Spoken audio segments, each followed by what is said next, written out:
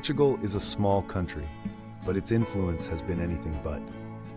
It sits on the western edge of Europe, looking out over the Atlantic Ocean. In the 15th century, this position made Portugal a hub of exploration.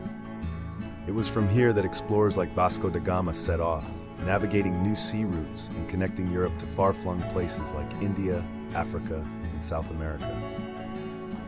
You can still feel the echoes of this era when you visit Lisbon's monuments, like the Tower of Belém, standing proudly by the river, or the Jerónimos Monastery, built to celebrate these incredible discoveries. It's like stepping back in time, seeing the grandeur of a country that once led the world in exploration. But the past isn't all that defines Portugal.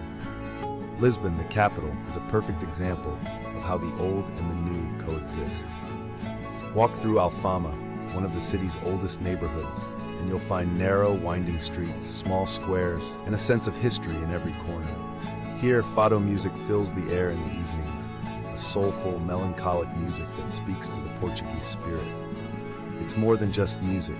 It's a reflection of the country's deep emotional connection to the sea, to longing, and to love. The modern side of Lisbon is just as exciting. Areas like Bairro Alto come alive at night, with bars, restaurants, and a vibrant art scene. It's a city that's always evolving but never forgets its roots. Head north, and you'll find Porto, Portugal's second largest city. Porto is famous for its port wine, and the Douro River winds through the city, lined with centuries-old wine cellars.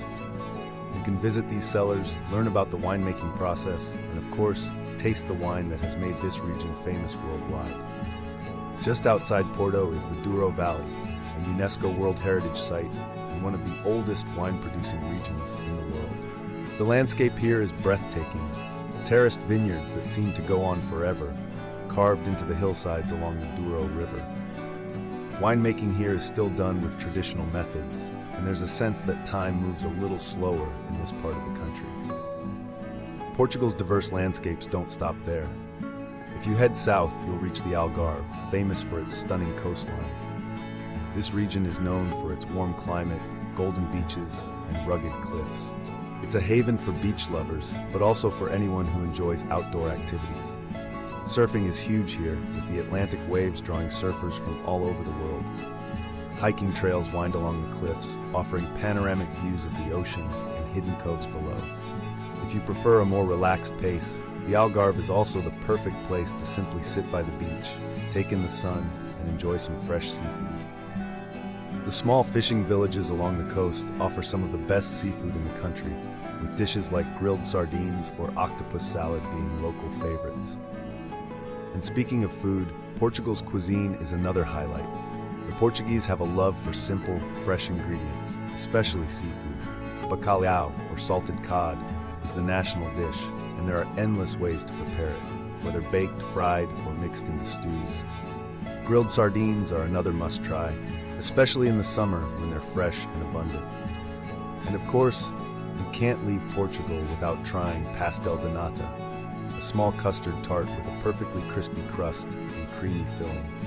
They're addictive, and you'll find them in every bakery and cafe across the country. Portugal is also known for its festivals, which are a huge part of the culture. These aren't just local events. They're celebrations that often spill out into the streets, where everyone gets involved. One of the biggest is Festa de Santo Antonio, held in Lisbon every June. The city transforms, with decorations, music, and the smell of grilled sardines in the air. People take to the streets to dance, eat, and celebrate late into the night. Porto's Festa de São João is another major celebration, with fireworks, music, and a citywide party that stretches along the riverbanks. These festivals are more than just events. They're a reflection of the lively, community-focused spirit that defines Portugal. Another lesser-known part of Portugal is its islands, namely the Azores and Madeira. The Azores are an archipelago in the middle of the Atlantic, with volcanic landscapes, hot springs, and incredible hiking trails. It's a place where nature feels untouched and pure. Madeira, meanwhile, is known as the Island of Eternal Spring because of its mild climate. The island is lush and green, famous for its wine and beautiful botanical gardens. Both offer a completely different side of Portugal, one that's more remote, more connected to nature, but just as rich in culture and tradition. Portugal is a country that surprises you. It's not just the big cities or famous beaches that make it special. It's the small towns, the local traditions, and the warmth of the people. Whether you're visiting the rolling vineyards of the Douro, hiking in the mountains, or simply enjoying a coffee in a sunlit square, you get the sense that life here is lived at a different pace, one that invites you to slow down, take in the scenery, and appreciate the simple things.